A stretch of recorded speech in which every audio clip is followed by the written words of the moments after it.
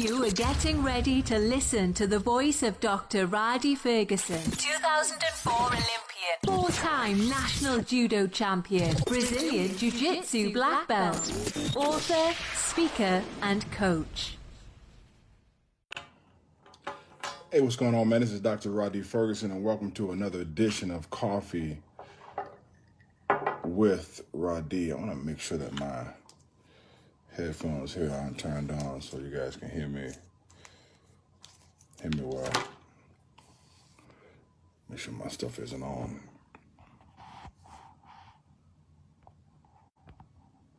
All right. So there was the Olympic trials is over, and what we've seen at the trials has been truly amazing. And we've seen a 13-year-old in swimming make the Olympic team. We've seen a 17-year-old run some phenomenal times in the 200. And I think a lot of individuals who haven't studied how to acquire expertise have some belief in their head that a child or a person has to be passionate about a thing that they want to chase, and you can have as much passion as you'd like. If things don't line up for you, you're not going to be able to do them. I don't care what people tell you. Oh, you can do whatever you want to do if you put your mind to it. You can do whatever you want to do if you put your mind to it, and some of the things line up for you. Now, first and foremost, if you choose not to sound like the idiot around the dinner table who's just spewing off their opinion about things, and you want to read the books on how to acquire expertise, you can check out Anders K. Erickson. He has a book on the acquisition of expertise. He has several books on it and several theories on it. Yeah, you can read Bounce by Matt Said, Talent is Overrated, by Jeff Colvin, The Talent Code by Daniel Coyle, Outliers by Malcolm Gladwell, and several other books on the acquisition of expertise. Let me tell you how things normally go, and this is what a lot of individuals don't know.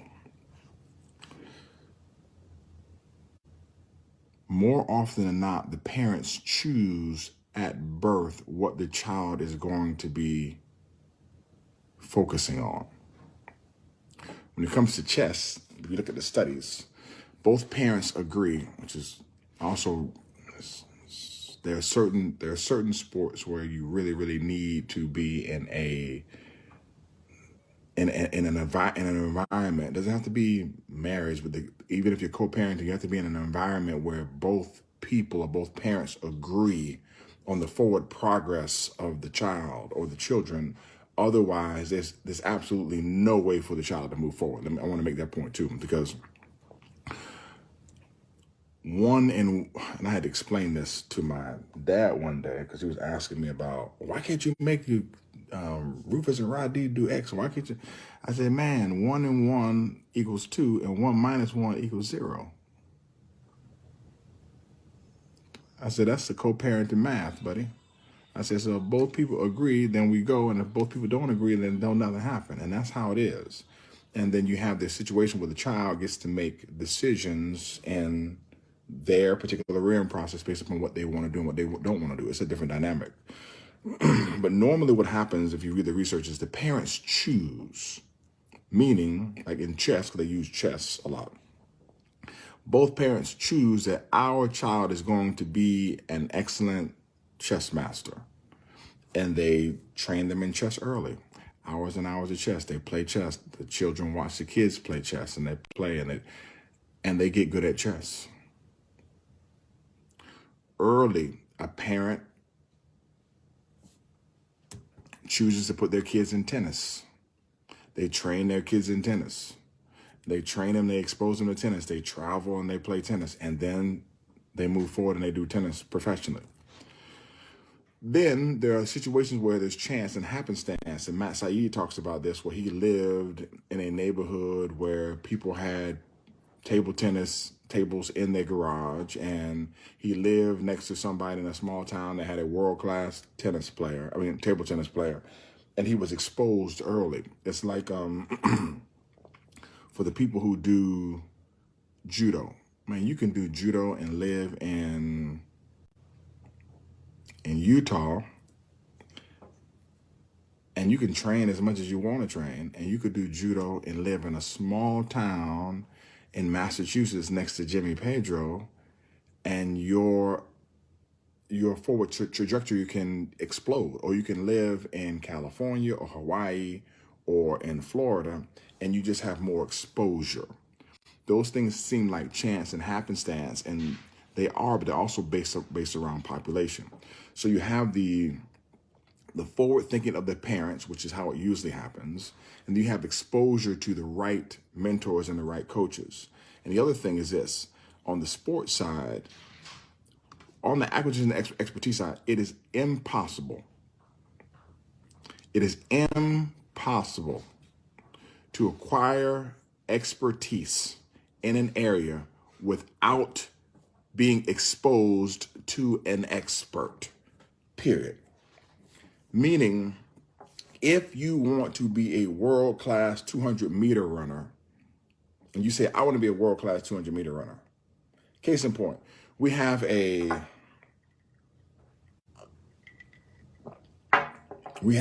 track club here in South Florida. The person running the track club had some world-class times. Now, times weren't the best in the world, but if you're in college and you're running a 46, 45, 400 meter, those are world-class times. The children who are in that summer track club are exposed to somebody who ran track at a high level, ran track at a Division I level in college. Now, if those children want to go to the Olympics, then they're going to have to get themselves exposed to Olympians and world-class people. Now, here's what happens. If you're in the environment and you excel over a period of time, you're going to be exposed to those people. So you go to a judo tournament, you run into, in the United States, you run into Nick Del Popolo, you run into myself, Rhadi Ferguson, and the kid takes pictures, parents talk to you, say, hey, do you have any camps going on? Can we bring you in for a seminar? And then your kids get these touches and this exposure from the experts in the field, and then they're around them more and more, and then they have an opportunity to move forward. Because if you don't have those touches and those conversations, man, you don't understand what is necessary to get to that level. I was having a conversation with someone the other day about Naomi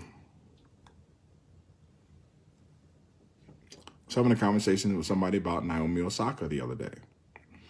And they asked me what my feeling was about Naomi Osaka. I said, man, I don't really have a feeling about Naomi Osaka because I don't know her personal situation. I don't know what she's going through. I just know this. This is when I say this. I know this. When you're an elite athlete, you're elite because you can maintain what other people can't. You can contain what other people can't. You can withstand what other people can't, and you can do things that other people just can't do. And being elite means that you're elite on the cognitive level, the affective level, and the psychomotor level, not just on the psychomotor. There are many athletes who aren't elite because they can't handle what's necessary to be elite in one of those domains. When you're an elite athlete and you're a professional athlete, amongst ourselves, we understand you have to withstand, go through, maintain, and contain certain things that occur in those environments. I don't have conversations with general poppers, and I'm a general popper now, but I don't have conversations with people who have existed in general population all their lives about things that happen within the elite population. It looks different. They're not going to understand it. They don't know it. They can't fathom it. It looks like it's too much. It looks like they there's more of them than there is of me. So if I'm sitting around at the table talking, they're all going to agree. I'm going to lose based upon argumentum ad populum. So more often than not, I just sit down and I agree with them, and I just keep moving. And I deal with my own frustration about knowing what I know and understanding what I understand. And I have to walk away and contain that and maintain that, and then deal with what I deal with, because I've been in that type of environment. Case in point, Caitlin Young is watching. Like, Caitlin Young is a very, very intelligent, pretty, and attractive young woman. I don't have to be around her to know that she has been bombarded with the irritating question of, "Oh man, you're so pretty. Why do you do MMA?" Like, that has to be the most irritating question that people ask her. They don't understand who she is behind the smile and the goofy faces and all that other stuff. She's a killer. She doesn't want to be a killer, but that's just who she is. And the best way to get that thing out so she doesn't, run up on anybody with a box cutter is to let those things come out in the ring and the cage and MMA and Muay Thai and practice, etc. And then she can move forward with her life. And the reason why I know this is because I'm very similar to that too. And that's the best way to do it. Put on the pajamas, put on the shorts and the spats and get on the mat, roll around, let some sweat drip in another person's eye, slap them around a little bit, and then go home. And it's very difficult to explain to people why you would put yourself through 45 minutes and 60 minutes and 90-minute grind and practice with no bathroom breaks and, spitting blood out of your mouth and a little cut in your eye, and then you go put it together with some crazy glue in the corner. And people don't understand those things, but they don't understand also what it's like to be elite. And the pressure of the elite are very different. So how do you train the child or young people or people at a young level to deal with those type of pressures?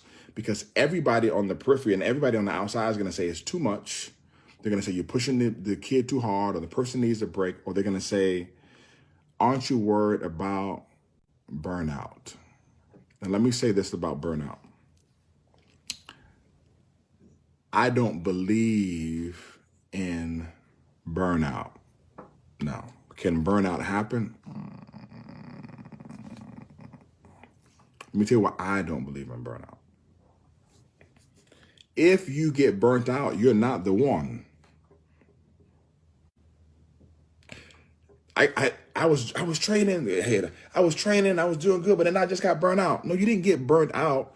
As you move through the ladder, it's not an economic ladder, it's an athletic ladder, which has some socioeconomic parts to it. But as you move through the athletic ladder, it gets less and less at the top. No, you didn't burn out. You fell out, bro, because everybody's not supposed to be at the top.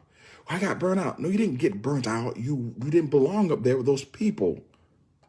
Because the people who belong up there, they didn't get burnt out. The people who belong up there, they had coaches and strength coaches and technical coaches who spoke together, who gave them time off. They had therapy so that they did not get burnt out. They can handle the capacity of the work and do those things. So they didn't get burnt out. Those are the elite people. The people who are Olympic level weightlifters can put more weight on their spine and on their back than other people can. If you put the weight that they put on their backs when they're doing a squat workout, you will die. Why? Because you're not elite. You can't look at the bar and have the conversation with yourself that they have to have in order to lift it. You're not able to do it. You just haven't been trained to do it, and you're not able to do it. It's not a burnout thing. That's not your gift. Now let me move into the gift discussion. And this is where people get things confused. The Bible says that your gifts will make room for you. Okay? Here's what you need to understand. You have a gift. Your coaches have gifts. Your parents and advisors have gifts. But everybody needs to be operating within their particular gift in order for you to move forward. If somebody's off, or the gifts aren't calibrated and they're off, and somebody's out of position, or you put somebody in the wrong position, not going to move forward. Not going to move forward. It's not going to happen. It's like having a well trained football team, and you're taking the wide receiver and putting them at nose guard, and you're putting the nose guard at running back, and the quarterback is playing defensive back. And you have all these people who are great. They are all gifted. They are all well trained, but they're not working within their gifts. And there will be no room for you all at the top. It's just not going to happen. And this is what's difficult, especially for parents and for kids, because you have coaches that you really like. They're good people. They're amazing. You've been working with them for a long time. And there's somebody who's just a little bit more gifted than they are in that area, and you need to go get those gifts. That doesn't mean you have to leave your coach or leave your team. You need a coach and parents and advisors who are wise enough to let you go get and access those particular gifts and get that touch from that professional so that you can move forward. Man, the ability to acquire expertise is difficult. It requires for you to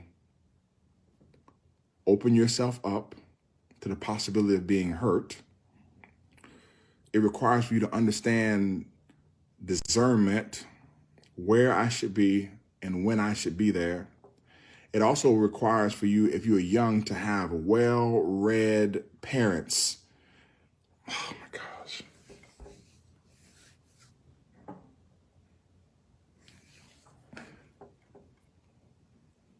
The most difficult people to deal with are mothers in the coaching process.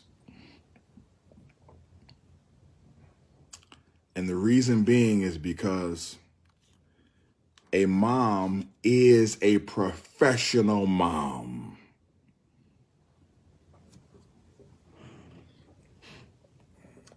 The mom is a professional mom, especially when you're a dad. Man, you will never, ever, ever think like a mom, behave like a mom, see things like you will never. I don't care how much you love the kid, love the client, love your own kids. You are not going to see the situation like a mom sees the situation. And if you are a coach and you have to push the child or the student beyond what the mom thinks is reasonable, my man, you are in trouble. Because the mom will let you know what they what they believe is reasonable. However, being an elite athlete is an unreasonable thing.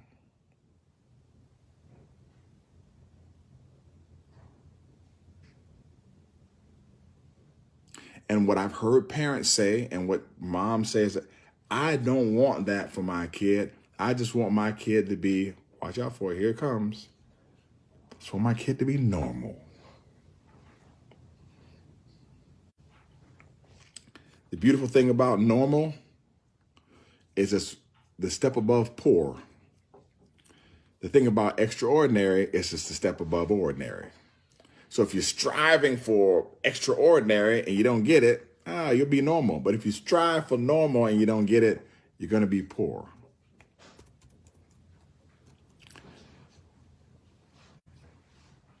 And sometimes parents, and especially moms, they operate outside of their gift. The gift is to be a mom and to protect and to provide. They start coaching and then they're out of position. When it comes to the acquisition of expertise or being really good or being great or extraordinary at a thing, here's what I can tell you as I close. Having the right people around you, giving you the right words at the right time, and having the right resources are more important than anything. The right people around you, giving you the right words at the right time are more important than anything. Right people, right words at the right time. And all those things you cannot do if you do not have a high level of spiritual and emotional discernment to find out who should be where.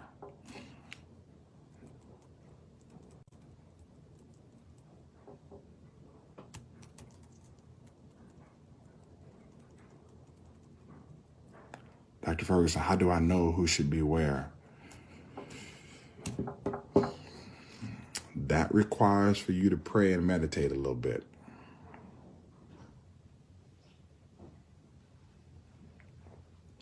It requires for you to pray and meditate. Because some people are going to get this and some people aren't, and I'm going to close with this. Your whole life can be changed based upon where you pitch your tent. Jesus. Y'all have a super fantastic day. Remember, I love you, but God loves you best. Enjoy your coffee this morning. Your whole life can be changed depending on where you pitch your tent.